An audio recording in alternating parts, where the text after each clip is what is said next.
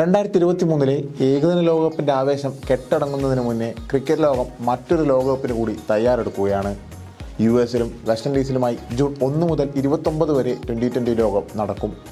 ഏകദിന ക്രിക്കറ്റ് ഇല്ലാതാവുന്ന പരാതി ഉയരുകയും ക്രിക്കറ്റ് ആത്യന്തികമായി ബാറ്റർമാരുടെ ഗെയിമായി മാറിയെന്ന വാദം സജീവമായി ഉയരുകയും ചെയ്യുന്ന ഘട്ടത്തിലാണ് T20 ലോകം നടക്കുന്നത്.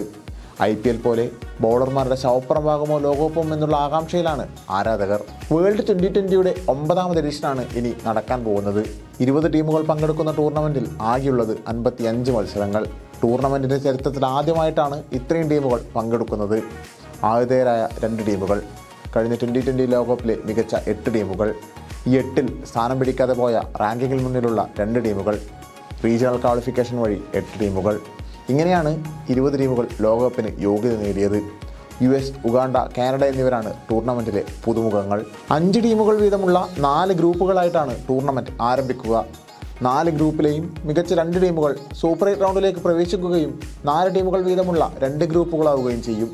ഈ 2 ഗ്രൂപ്പിൽ നിന്നുമായി 2 ടീമുകൾ വീതം ആകെ 4 ടീമുകൾ സെമിഫൈനലിന് യോഗ്യത നേടും. പിന്നീട് ഫൈനൽ. ഈ ഫോർമാറ്റിലാണ് ഇത്തവണത്തെ വേൾഡ് T20 സജ്ജീകരിച്ചിരിക്കുന്നത്. India, Australia, England, Pakistan, South Africa, New Zealand എന്നീ ടീമുകൾ തന്നെയാണ് ഇത്തവണത്തെയും ഫേവറേറ്റുകൾ. കഴിഞ്ഞ ഏകദിന ലോകകപ്പിന് യോഗ്യത നേടാൻ സാധിച്ചില്ലെങ്കിലും T20യിൽ വെസ്റ്റ് ഇൻഡീസിൻ്റെ സാധ്യതകളും തള്ളിക്കളയാൻ സാധിക്കില്ല.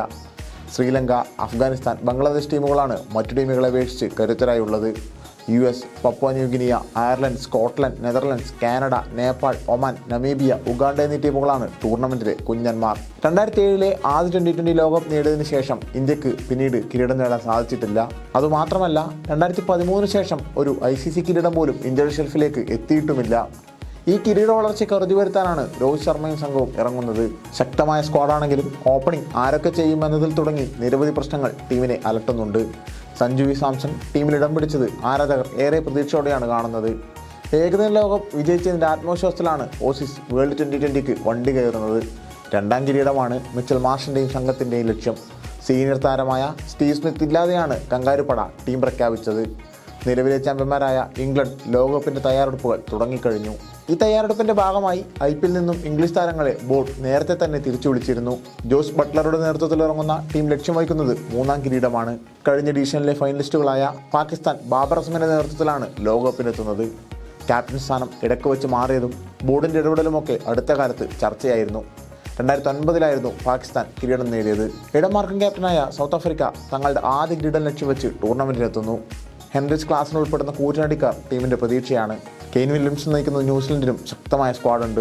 2 തവണ ചാമ്പ്യന്മാരായ വെസ്റ്റ് ഇൻഡീസ് തങ്ങളുടെ പ്രതാപകാലത്തേക്ക് മടങ്ങാനായിരിക്കും ഈ ടൂർണമെൻറ്റിലൂടെ ശ്രമിക്കുക. റോമൻ ടോയിലാണ് ടീമിൻ്റെ ക്യാപ്റ്റൻ. കുട്ടി ക്രിക്കറ്റ് എന്ന പേരിലായിരുന്നു T20യുടെ ആരംഭം. 2007 ആദ്യ വേൾഡ് T20 നടന്നതും ആ പേരിൽ തന്നെ.